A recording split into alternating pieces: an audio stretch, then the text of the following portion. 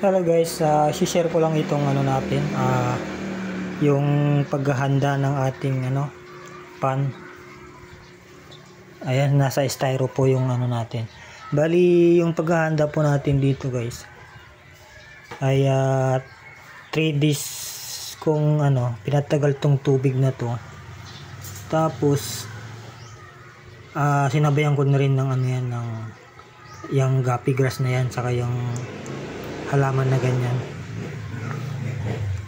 Saka isa pa guys, pagkatapos ng 3 days kasi nilagyan natin ng inilagay ko na dito yung mga guppy natin, yung mga babies, mga siguro 1 week old na yung mga yan yung malilit na yan.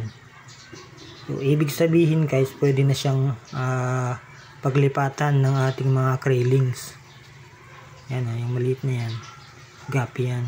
So safe na po yung ating tubig, kasi itong styro na to pinahidan ko pa yan ng yung tawag dito, yung water sealant ba yun.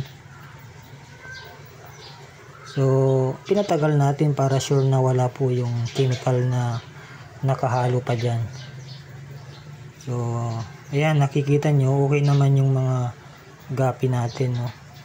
Mga babies pa yan. So yung mga isda na yan, nasa 3 days na rin po sila na nandyan. So ibig sabihin 6 days na po itong tubig na ito. At isa pa guys, sinaluan ko na rin yan ng ating craylings. Isang araw na po siya dyan. So makikita natin saan ba yung crayling natin dito. Sinubukan ko para sigurado, no? Kasi pag nilagay natin lahat yung craylings natin, tas namatay lahat, wala, patay. Sayang ang ating effort. Hanapin natin sila. Ayun siya, oh. Yan, oh. Yan, oh. Tatago siya sa halaman. Kita niyo ba? Tatago siya sa halaman, eh.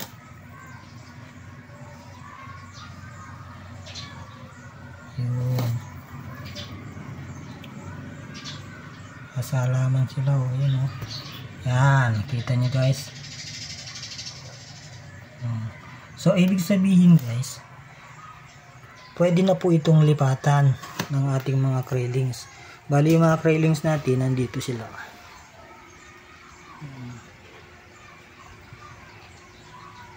Nakatago sila, lalo na dyan sa heights na yan. Yan. Yan. Ngayon, hindi pa natin sila ililipat. Basta prepare lang natin to mga to. Heights nila.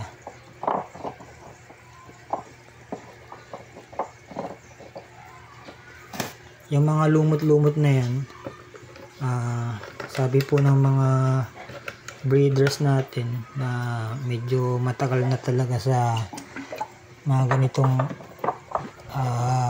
alaga sa mga crayfish na to. Doon ko rin po ito na tutunan, no? Pero yung sa kanila kasi talagang pang professional na. Tayo kasi beginner lang, at napakapalad po natin dahil first time nating mag-alaga ng crayfish, naging successful agad yung ating pagbe-breed. Bali dalawa lang yung crayfish ko guys, isang female saka isang male. Kasi hindi pa tayo sigurado, gusto ko lang subukan. So yun nga, medyo maganda nga yung first breed natin, nag-hatch talaga ng madami. So yan, natuwa ako. Kaya yan, nag-prepare na ako ng medyo malaking paglilipatan sa kanila. Ayan. So share ko din po sa inyo guys kung ano yung pinapakain ko sa mga breeder ko, no. Ito. Bali ito yung pagka buried na po yung ating crayfish, ito yung aking pinapakain yan. Maski doon sa lalaki pinapakain ko yan. Tapos Ito naman, alalay pa lang ito kasi medyo maliliit pa sila. Konti-konti lang binibigay ko sa kanila sa mga krylings to. Ayan. Tapos, yung ating female breeder nandyan siya.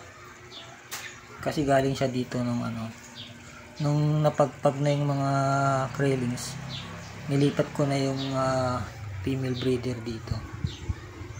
Nandyan siya. Tapos yung male naman nandito siya. Nakahati kasi yan.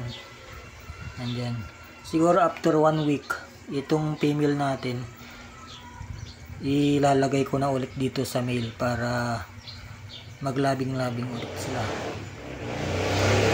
Ayan. So, update ko po kayo after siguro mga 3 days pa or 4 days. Ililipat ko na itong mga krylings na ito doon sa ating inihandang kanilang bagong tahanan. Ayan. So, halos yung gapi na nandyan na babies gapi, halos magkasing laki yung krylings sa kayong mga isda na yan. So, yun guys, update ko po kayo, no? Update ko po kayo bago ko po siya ilagay dyan. Thank you.